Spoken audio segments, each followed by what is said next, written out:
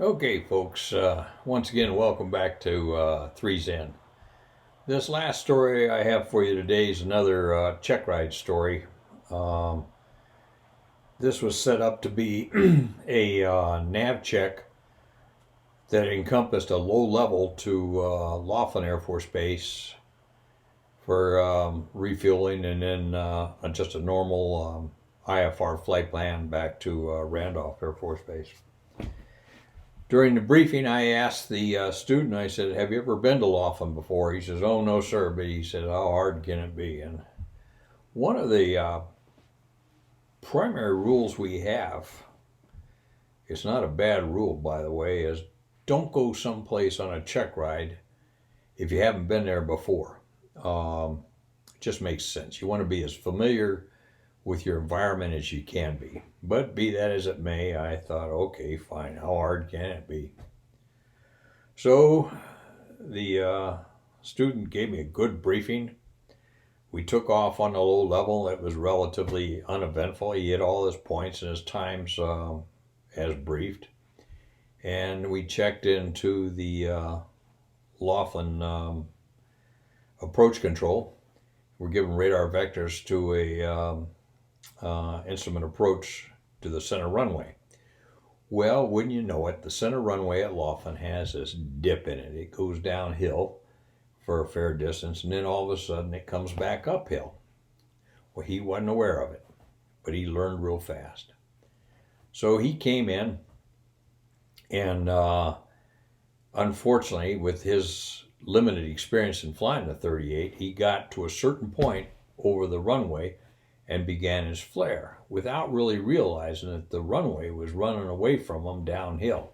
So he's starting his flare to land, but the runway is running away downhill.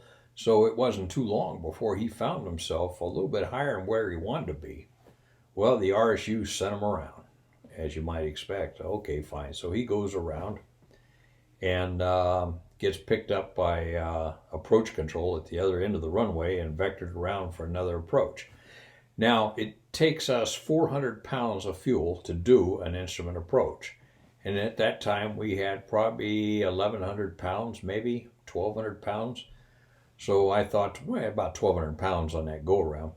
So I thought, okay, I can let him do one more approach, and if he doesn't get it in, I'm going to have my hands full. Now I have to let him go because he's on a check ride. If I take the airplane, he fails right there. So he briefs it up. I said, "What do you think? What happened?" I flared too high." Okay, fine. So he comes back around, and meanwhile, I'm looking up the radio frequency for the outside pattern, which is the VFR, the visual pattern, because I know if we get sent around or he goes around, we're not going to have enough gas to get it back around the pattern. But I can get a closed pattern to the outside runway, and that takes 150 pounds, and I can land, and we're above our 600-pound minimum fuel. Okay, fine. So he briefs it up, comes back around. He's giving me instruction as per the sortie, and comes in and he starts his flare again. It was a mechanical flare. He got to a certain point over the runway and said, "Okay, it's time now I flare." Well, this time, instead of the RSU, the little house on the prairie, sending him around, he's not comfortable with it because he can see how high he is. He takes it around. So at that point, I said, "Okay, I have the airplane." And it got very quiet. So I went over to their outside runway, and I can't remember the call sign for Laughlin RSU, but I called them up. I'll use it. Copperhead Duke 18 on the go for the center runway requesting a closed pattern. And I just kind of anticipated I get this little snarky guy, "Sir, are you familiar with the outside pattern at Copperhead?" And I said, "With 750 pounds of gas, I can get real familiar real fast. You're clear to the close, sir." So I pulled up into the close, came back around, called for a full stop, landed, taxied into base ops. So I asked him, I said, "What went wrong?" Well, at that point, he could look down the runway when we crossed the other end. He could see the dip in it at the approach end. So we got back in and debriefed it a little bit. And he knew he was unsat at that point. So we took off then, flew back to Randolph, and we got back to Randolph. I decided, okay, let's see what this kid's made of. So we came back to Randolph. I said, first of all, I want you to do a simulated single engine approach um, to Randolph, which he did, and to a touch and go. Came in, touched down, we on the go, went around, called for a closed pattern. When he came up to put the gear and flaps down, I had my hand down underneath the flap lever. So he put the gear down, went to put the flaps down, and I said, oh, it looks like the flaps aren't going to come down. So right there, what he had to do was transition from a normal landing to a no flap landing, which he did fine, did great. So in that case, we have to add X amount to the final turn or final approach speed. He was instructing all the way through it. We came around, did a no flap, and then called for a closed pattern. I said, okay, let's go ahead and call for a full stop. So we did. So we came back around. Full stop landing was excellent. It was nice ride, other than not being able to land at Laughlin. So we get in and we debrief, and I'm sitting there. I said, okay, what'd you learn from this? And he says, well, probably not to go to an airfield I haven't been to before, on a checkride especially. I said, okay, that's good, and so forth. And we talked a little bit about it, and why we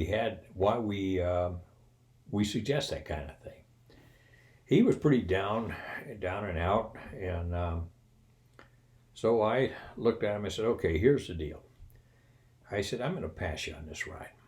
I think you learned your lesson. And I said, what is the corrective action? Take you down to Laughlin and have you do a couple touch and goes on the center runway?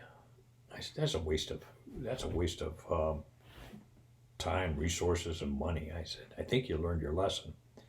So here's the deal. I said, if you promise me you won't go down to Laughlin or be anywhere near Laughlin for the next 18 months, then I'll pass you on this ride. I figured I had about 18 months remaining before I'd get another assignment. I'd be on my way, and I could outrun the statute of limitations or whatever it is. So the kid said, oh, sir, he said, not a problem. He said, I won't go anywhere near Laughlin. I said, okay, you got a deal. So I gave him a good on the ride. Let's face it, you're not going to get an excellent. But anyway, he gave him a good, and off he went. Well, about 6 or 8 months later, I'm down in the Auger Inn one night, and I feel this tugging on my flight suit, and I look over, and this kid's standing there.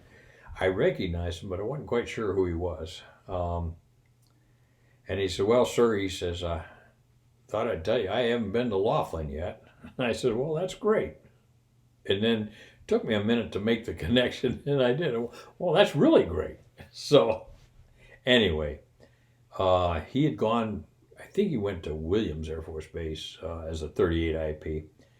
Did well, ended up going to A-10s, and I think Jeff told me he ended up being an A-10 squadron commander. And I was just so happy to hear about that, hear that he was successful, that he had a successful career. And I'm glad he was able to learn a lesson without me having to pink him on that ride. He obviously was able to take that and make sense of it, and went on to have a great flying career. So another success story that I really enjoy telling folks about and telling you about. Thanks for tuning in.